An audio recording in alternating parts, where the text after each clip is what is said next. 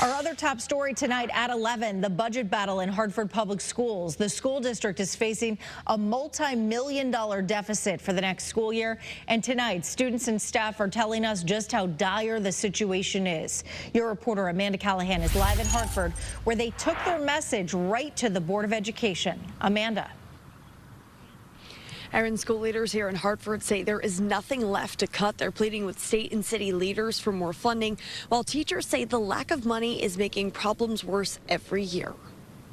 Money troubles continue to plague Hartford Public Schools. When underfunded schools like ours continue losing money year after year, students pay the price. For months, the district has been searching for ways to fill its projected $74.5 million deficit.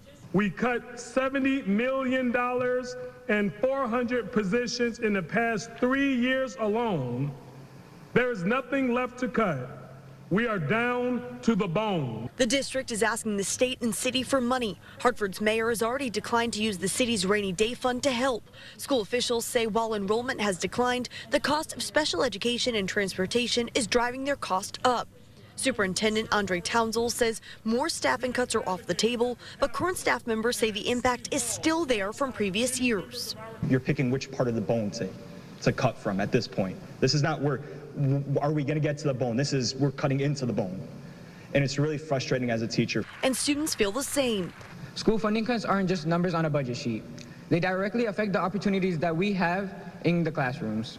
These two high school juniors have had several classes get cut because of funding problems. I've seen opportunities diminish just as fast as they presented themselves, such as the chorus class I was partaking in until it was no longer deemed necessary. They want to see money get put into Hartford schools and not taken away. Funding cuts are limiting all these opportunities for everyone, not just me, which makes it increasingly difficult for us to succeed.